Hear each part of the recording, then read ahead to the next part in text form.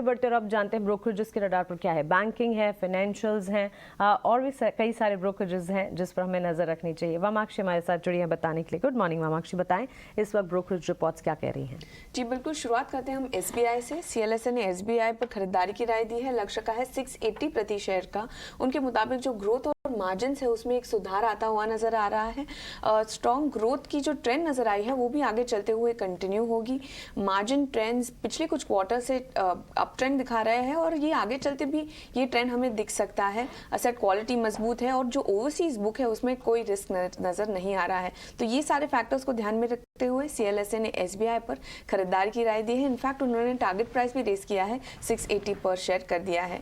अब अगला स्टॉक जो है जो फोकस में है वो है बजाज फाइनेंस। जेफरीज ने बजाज फाइनेंस पर होल्ड की राय दी है।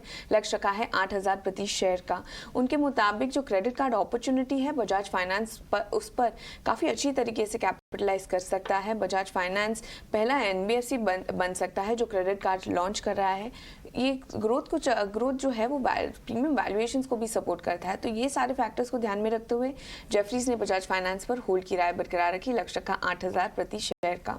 एचडीएफसी लाइफ अगला स्टॉक है जो फोकस में है। सीएलएसए ने खरीदारी की राय दी है ये स्टॉक पर। लक्ष्य का है 680 प्रति शेयर का।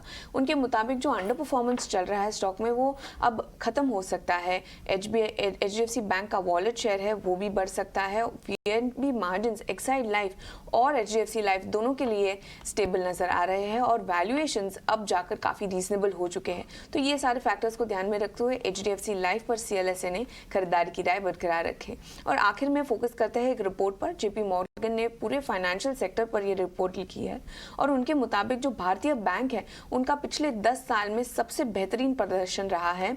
अब जो हम देख रहे हैं वो क्रेडिट ग्रोथ में सुधार आ सकता है।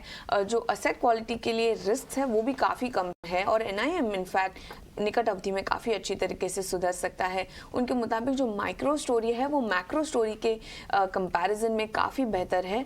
क्रूड ऑयल हालांकि अगर 105 प्रति बैरल के ऊपर रहा तो एक रिस्क है। उनका पॉजिटिव आउटलुक है और वो रेकमेंड कर रहे हैं कि आप बैलेंस कर सकते हैं क्वालिटी स्टॉक्स और बीटा स्टॉक्स के बीच में। तो क्वालिटी स्टॉक्स में उनकी प्रेफरेंस है आईसीआईसीआई बैंक और बजाज फाइनेंस और बीटा में उनके प्रेफरेंस है बैंक ऑफ बड़ौदा और बंधन बैंक। तो ये थे सारे ब्रोकरेजेस जो आपको आपके रेडार पर रखने चाहिए।